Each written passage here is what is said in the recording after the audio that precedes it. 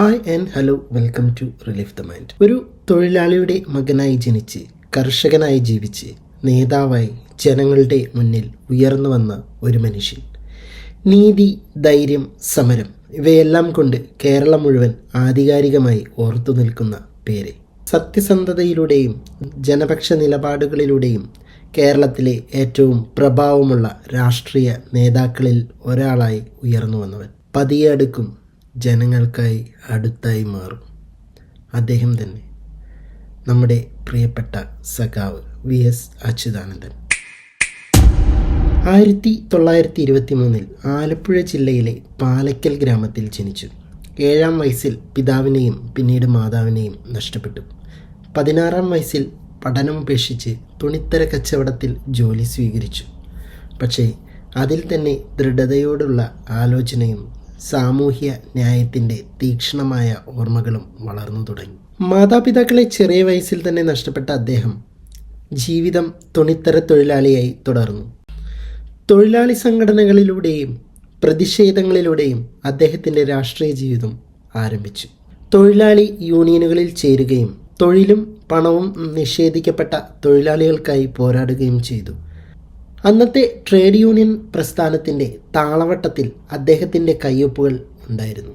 കർഷക സമരങ്ങൾ, അധീനതയുടെ വിരുദ്ധ നിലപാടുകൾ, സമുദായങ്ങൾക്ക് വേണ്ടി നയിച്ച നിരവധിയായ സമരങ്ങൾ ഇവ അദ്ദേഹത്തെ തിരിച്ചറിയാനുള്ള പടികളായിരുന്നു.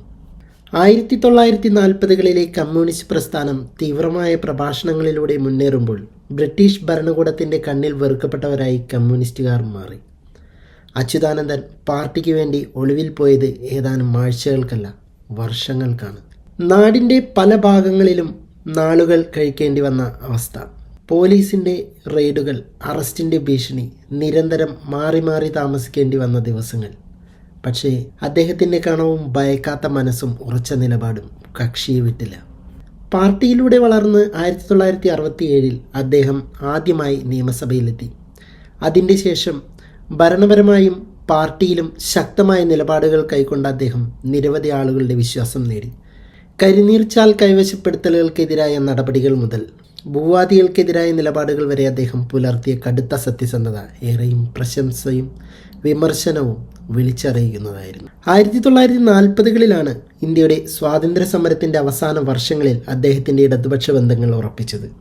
പിന്നീട് CPIയിലും പിന്നീടുണ്ടായ വിഭജനത്തിനും ശേഷം CPMയിലും അദ്ദേഹം ശക്തമായ മുഖമായി മാറി. വയസ്സിനെയും ഭീഷണികളെയും മറികടന്ന് കർഷകരുടെയും തൊഴിലാളികളുടെയും ശബ്ദമായി അച്യുതാനന്ദൻ മാറി. തൻ്റെ സാമൂഹിക രാഷ്ട്രീയ പണികൾക്കായി പലതവണ കുടുംബജീവിതത്തെ മറികടക്കേണ്ടി വന്നിട്ടുണ്ട്. അത് പതിവായിരുന്നു അദ്ദേഹത്തിൻ്റെ ജീവിതത്തിൽ. അച്യുതാനന്ദൻ വിവാഹിതനായിരുന്നു. PV വസുമതി അമ്മയുമായാണ്. അതൊരു കൗമാര സ്നേഹത്തിലൂടെ തുടങ്ങിയ ബന്ധമായിരുന്നു.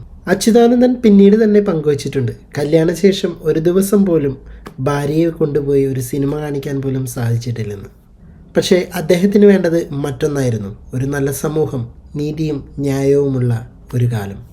വസുമതി അമ്മയും സമർപ്പിതരായ ഭാര്യയായി അദ്ദേഹത്തെ പിന്തുണച്ചു നിന്നു.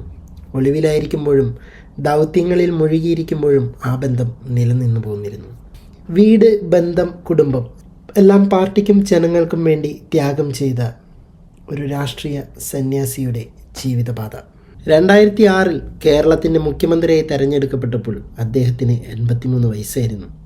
എന്നാൽ വയസ്സല്ല അദ്ദേഹത്തെ നിർണയിച്ചത്, ജനപക്ഷ നിലപാടുകളാണ്. 18കാരനെ പോലെ സംവേദനിച്ച് ജനങ്ങൾക്ക് വേണ്ടിയുള്ള ന്യായം തേടി അദ്ദേഹം വീണ്ടും മുന്നിൽ നിന്നു. സ്വത്ത് കൈവശപ്പെടുത്തൽ, ഭൂരഹിതർ, അഴിമതി എല്ലാ വിഷയങ്ങളിലും ശക്തമായ ഇടപെടലുകൾ നടത്തി. വയസ്സിനെയും ഭീഷണിയെയും മറികടന്നാണ് കർഷകരുടെയും തൊഴിലാളികളുടെയും ശബ്ദമായി അച്യുതാനന്ദൻ മാറിയത്.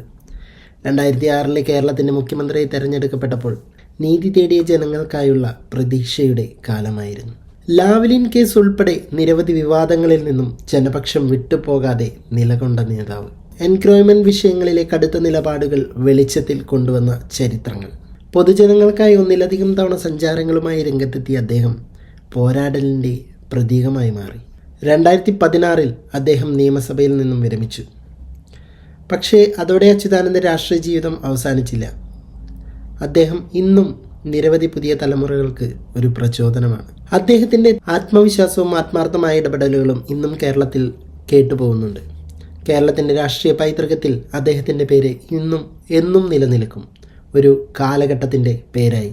ഒരാളെ ഒരുപാട് പ്രിയപ്പെട്ടവനാക്കുന്നത് സിംഹാസനമല്ല, പക്ഷേ ജനങ്ങളുടെ മനം പിടിച്ചു നിർത്തുന്ന ദൈവസാദൃശ്യമായ പ്രതിബദ്ധതയാണ്. വി.എസ്. അച്യുതാനന്ദൻ കേരളം എന്നും നിങ്ങളെ ഓർക്കും. ഒരു പോരാളി എന്ന നിലയിൽ, ഞങ്ങളുടെ പ്രിയപ്പെട്ട സഖാവ് എന്ന നിലയിൽ. ശക്തനായ നേതാവും നീതി തേടിയ പോരാളിയുമായിരുന്നു വി.എസ്. അച്യുതാനന്ദൻ. കേരളത്തിൻ്റെ രാഷ്ട്രീയ ചരിത്രത്തിൽ ഒരിക്കലും മറക്കപ്പെടാത്ത പേര് തന്നെയാണ് സഖാവിൻ്റേത്. ഇനി പറയുന്നത് നിങ്ങൾക്കാണ്. ഇത്തരമൊരു നേതാവിനെ കുറിച്ച് അറിയുന്നത് നിങ്ങൾക്ക് ഏറെ അഭിമാനം കൂടിയല്ലേ? പ്രിയപ്പെട്ട സഖാവിന് എൻ്റെ ഹൃദയം നിറഞ്ഞ ആദരാഞ്ജലികൾ. ലാൽ സലാം.